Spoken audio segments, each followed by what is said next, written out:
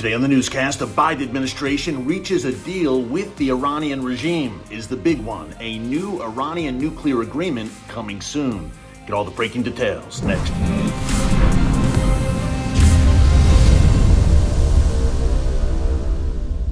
Hey folks, Erick Stakelbeck here. Welcome to the Watchman Newscast and welcome to my hotel room. As you can see, I'm not in the usual friendly confines of the Watchman studio. I am on the road today, actually heading to the airport shortly. So please, if you can remember, say a few prayers for a safe journey back home for me. But hey, we don't have the usual bells and whistles today, but you are here for the content. And folks, we've got some breaking news.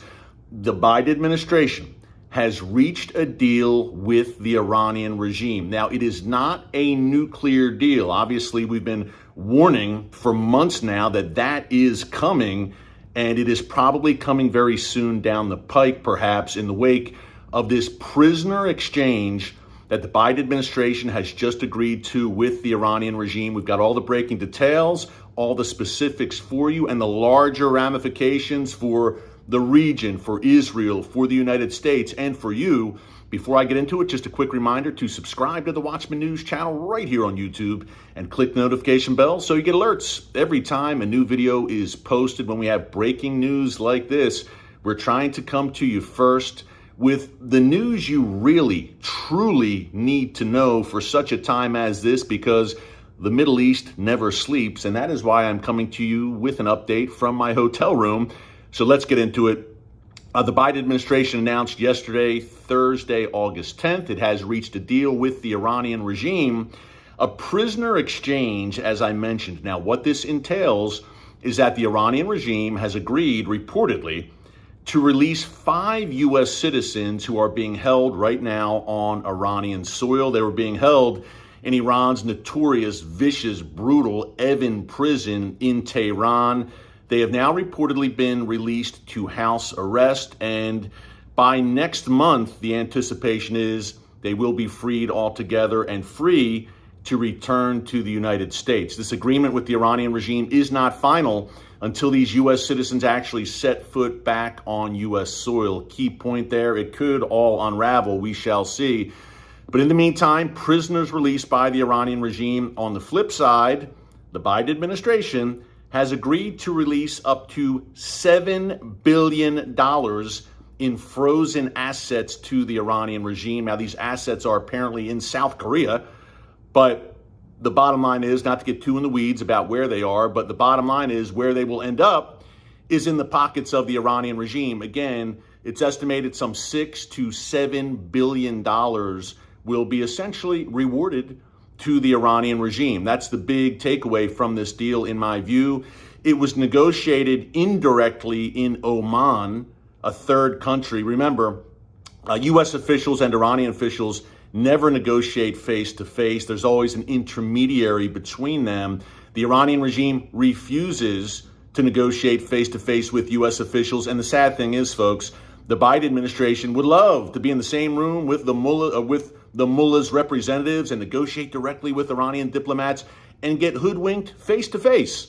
But Iran, flexing, will not agree to that. Pretty telling that the Biden administration, though, wants it, and even more telling that this deal is apparently about to come to fruition. What do you think? Big poll question here. Be sure to leave your comment. What do you think the Iranian regime will do with these billions of dollars in frozen assets that will be released to them now? The big bet is, and I'm not a betting man, but this is pretty obvious, it will be a repeat of what we saw in 2015 with the Iran nuclear deal, where the Obama administration released billions upon billions of dollars in sanctions relief to the Iranian regime. And guess what, folks? The Iranian regime did not use those billions to build, I don't know, schools and playgrounds and hospitals in Tehran. No, they transited those billions, or a good chunk of those billions, to their proxies like Hamas and Hezbollah and Palestinian Islamic Jihad to destroy schools and playgrounds and hospitals in Israel and really across the region. And at the end of the day, of course, Iran used some of those assets, no doubt, to build up their very strong and growing ballistic missile program, not to mention their nuclear program. I posed the question here before on the newscast. I will pose it again. What exactly did the United States get out of that Iran nuclear deal? I'm still trying to figure that out. Even Iran's ballistic missiles were not on the table as part of that deal. What an absolute unmitigated disaster. Now, President Trump, when he was at the helm in 2018, pulled the United States out of that disastrous deal, but the Biden administration has made very clear from the onset that they want a return to the Iran nuclear deal. But the mullahs in Tehran are playing very coy, and they're playing hard to get, and it's been an extortion, blackmail type situation, I guess you could say, where Iran says, look, if you don't give us what we want, meaning billions of dollars, we will attack U.S. soldiers in Syria and Iraq. And I don't know, we may very well instigate a war against Israel via our proxies. And sadly, the U.S. and other Western powers, not just the United States, but Britain, France, Germany, Western Europe, NATO, the EU, they've taken the bait and they have struck an appeasement stance with the Iranian regime. So this could be a hop, skip, and a jump, this new prisoner exchange deal, folks, to a larger Iran nuclear deal. Now, will it be a grand sweeping deal or a grand bargain, as some called it, with the mullahs, as we saw in 2015? There's been chatter in Washington, D.C. that it will be a smaller scale deal which seeks to put limits on Iran's uranium enrichment. But this isn't something that will cause Iran to cease its nuclear program altogether. Folks, nothing short of military action will spur Iran to cease that program altogether. Let's just lay all the cards on the table. And we know that.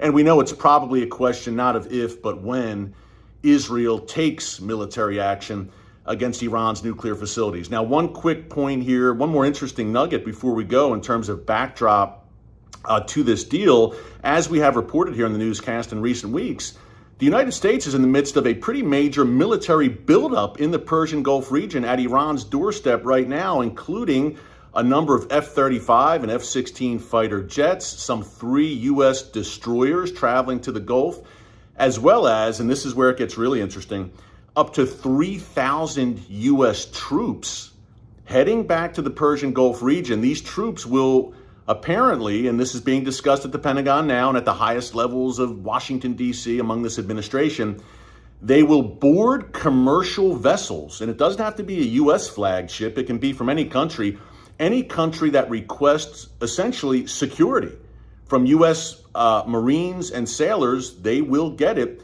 And we'll have U.S. Marines and sailors in this unprecedented role of boarding commercial vessels and acting as maritime security. Why? To deter Iranian piracy.